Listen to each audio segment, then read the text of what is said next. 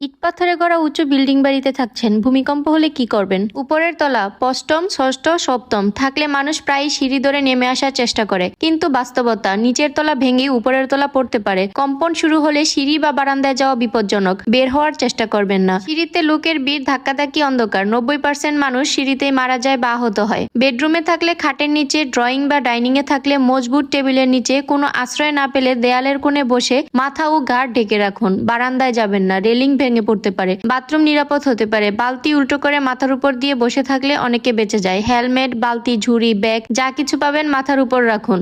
যদি আপনি প্রথম বা দ্বিতীয় তলায় থাকেন, কম্পন শুরু হলেই দরজা খুলে রাখুন। 15-20 সেকেন্ডের মধ্যে সিঁড়ি দিয়ে নেমে রাস্তায় চলে আসুন, কিন্তু রাস্তায় এসে বিল্ডিং এর গা ঘেঁষে দাঁড়াবেন না। 100 ফুট দূরে সরে ভবন ছেড়ে খোলা মাঠে চলে যান। ধ্বংসস্তূপের নিচে আটকে গেলে চিৎকার করবেন না, ধুলো ঢুকে গলা শুকায়। হুইসেল থাকলে বাজান, না থাকলে দেওয়ালে বা পাইপে 3 বার টোকা দিন। মোবাইল টর্চ অন রাখুন, কথা বলবেন না। ব্যাটারি বাঁচান, মুখে কাপড় চেপে ধরুন, ধুলো ঢোকা কমবে। আজ থেকে যা করবেন, বিছানার পাশে জুতা রাখুন, বেডের পাশে হেলমেট ও হুইসেল রাখুন। ভারী আলমারি, টিভি বা ফ্রিজের অবস্থান এমন রাখুন যাতে পড়ে গেলে আঘাত না হয়। গ্যাস সিলিন্ডার চেইন দিয়ে বেঁধে রাখুন। দরজা কখনো অটো লক হবে না, চাবি কাছে রাখুন। ঢাকা একটি ঘনবসতি শহর, যেখানে 5 থেকে 7 তলার অ্যাপার্টমেন্টগুলো শহরের প্রধান আবাসন। একটি লাইন মনে রাখুন, আমি 4র্থ তলার উপরে, তাই আমি দৌড়বো না, শুধু টেবিল বা বিছানার নিচে ঢুকবো। আমি যদি প্রথম দ্বিতীয় তলায় থাকি, প্রথম 20 সেকেন্ডে বের হয়ে যাব। প্রস্তুতি ছাড়া ঢাকার ভূমিকম্প হলে বেঁচে থাকা ভাগ্যের উপর, প্রস্তুতি থাকলে বেঁচে থাকা ভাগ্যের হাতে।